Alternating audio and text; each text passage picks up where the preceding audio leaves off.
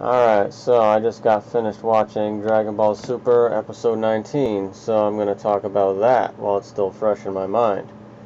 I've been watching it in Japanese with subtitles, so I've had to hear stuff like, "Oh, Super Saiyajin Godo! Yeah, B-sama!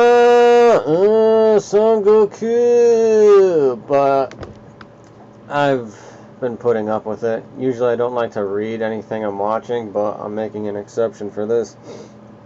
Anyways, so in this episode they're starting to retell the second movie, the Frieza movie, now that they just finished with the whole Battle of Gods arc and the retelling of that movie.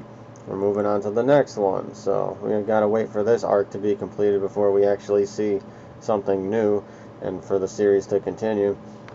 Anyways, a few things I want to say about this one, or this episode. So first, Frieza's hell is him, first of all, in his cyborg body for some reason. That's the body he has in hell. And I guess every time we saw hell in Dragon Ball Z, I think it was supposed to be filler episodes. And the villains have the bodies that they were born with in there, even though everyone else supposedly is just a soul when you go to the other world, and only the good guys get to keep their body. But I guess they just gave the villains their bodies for our benefit, for us to see them, because it's filler.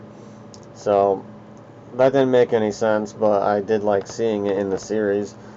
It was cool seeing them in the hell with the bloody pond and watching the crystal ball with the fight between Goku and Kid Buu and stuff. Anyways, so Frieza's hell is him in his cyborg body in a cocoon hanging from a tree with pixies and teddy bears flying around him, singing songs and playing instruments. So that's his hell, which seems like a much worse situation than him just getting to lounge in hell watching a crystal ball and watching awesome fights that are happening out in the universe somewhere, chilling with Cell and all of his Ginyu Force buddies and father. So, okay, I can accept that. Next thing that happened, we get to see the Frieza's forces, the sorbet guy, because all these people are named after cold things, because Akira Toriyama is very punny. So we see the Frieza forces, and then they go and find the Pilaf gang, who have gathered the Dragon Balls. And is anyone else sick of the Pilaf gang by now? It's just like one blue guy who looks like Garlic Jr., and then like just two people, and that's like his only two followers. He never recruited anyone else. And like, I don't know, I just kind of wish that they would die and not come back. They're kind of just like a throwback to Dragon Ball. Like, we don't really need them around anymore, do we, to drive the story? I don't know, they're kind of just there for fan service or to be funny comic relief, I guess. But anyways, so the whole part where they summon Shenron doesn't really make any sense. First of all, the Z Fighters react to Shenron being summoned. They're like, oh, you mean someone actually found the Dragon Balls besides us? Oh my god, how is this possible? And then Shenron tells them that he can't revive Frieza because his body was cut into pieces. Okay, well, how is that any different than, like, for instance, when Krillin exploded, when Frieza blew him up? Like, when they wished him back, he didn't, like, come back in pieces. Like, that's what happened in this. They wish Frieza to be revived, but he gets revived in pieces. So all of his pieces rain down, and I guess he's like alive in pieces because you see his eye blink. Yeah, so I guess when they revived Krillin, like, all of his body parts and guts should have like rained down on everybody. I don't know. It's like, Akira Toriyama and the writers or whoever forgetting about all these other times when people were wished back when their bodies were destroyed or mangled. Like, yeah, lots of people's bodies got destroyed and Shenron didn't have a problem reviving them. And then also in this, I think Shenron said that he could grant 3 wishes when it's supposed to be 2, and it was 2 in the movie, because I saw the movie as well. So I don't know how they managed to fuck that one up. And at first I thought it was just like a translation error, but they actually do get 3 wishes granted.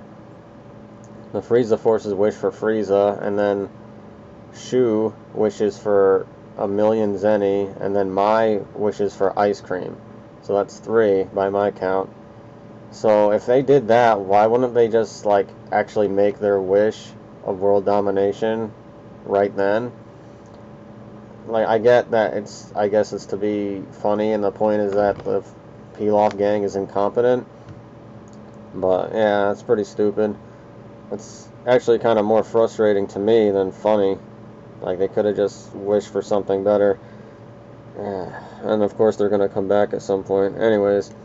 And then we see the Captain Ginyu, his frog form. So Frog Ginyu actually makes a cameo and sees the Frieza spaceship and is just like, oh, ribbit. So then they just gather up Frieza's parts, put it into some bin, and then bring it on their spaceship to regenerate his body with their magic technology.